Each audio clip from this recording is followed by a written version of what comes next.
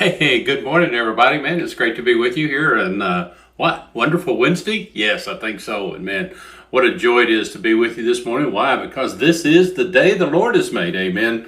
Although, after I get done with this 2 minutes, you may not think, oh boy, it's not so good. You know, I love nothing more than the grace of God because it is God's grace that has me where I am. Matter of fact, some know the story that I never intended to go back to pastoring again. I just had no desire for it. I just didn't want to do it.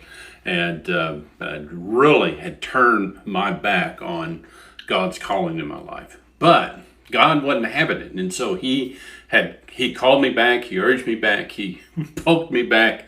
And I consider it a horrendous sin in what I did. Now, others may think, well, you just took a break, you just burned out and all that kind of stuff. And that is true. But really, I just told God, no, God, I'm not doing it no more. And to me, that is just one of the worst things that you can ever say to God. And so we named Grace Church Grace because of that testimony, because God let me come back out of his goodness and his grace. And God didn't put me up on a shelf, and he wasn't through with me. And so it was it was God's grace. And God's grace has done miraculous things in our church as we go along. But I just want you to understand that sometimes what we do, and we get these wonderful moments in our lives where God just really, just shows his grace to us and how he just cares for us and loves us. And we forget about the justice of God. There is no grace without justice. You understand that, right? And what do I mean by justice? I mean the wrath of God. I mean God's wrath. When God is angry at a particular sin or a particular, nation or a world or what he has done. Do you think God was pleased with Adam and Eve when they had sinned? No. His wrath, his anger rained down on Adam and Eve.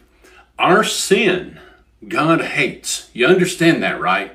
And the wrath of God rained down on Jesus Christ hanging on that cross. All God's wrath was stored up and rained down on Jesus when he was on the cross. Why? Because he loves us. But yet, at the same time, you have to understand that when we can't just go out and sin and do whatever we want, because Jesus paid the price. No, there is a consequence for our sin. Let me read Nahum chapter 1. This is the way this starts out. Chapter 1, verse 2 and 3. The Lord is a jealous and avenging God. The Lord takes vengeance and is filled with wrath. There is no grace without God's wrath. I want you to understand. I want you to hear that. There's no mercy. There's no mercy of God without the wrath of God. Or we could just do what we wanted. The Lord takes vengeance on his foes, and he vents his wrath against his enemies. The Lord is slow to anger, yes. He's been holding off on you, hadn't he? But great in power.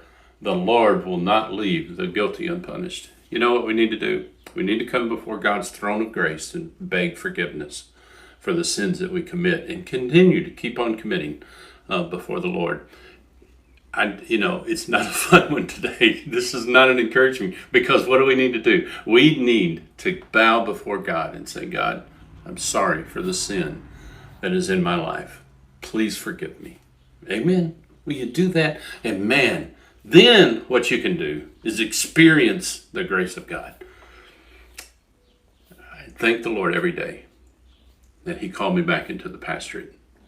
But it was only by his grace, because of his wrath. I hope you see the connection. Wrath, mercy, they go together. All right. Hey, God bless you. Have a great one. That was a tough one, wasn't it? But, man, sometimes we need it. Sometimes we need a little encouragement from the Lord to see how God displays his power. Amen. Amen. Hey, have a good one now. See you. Bye.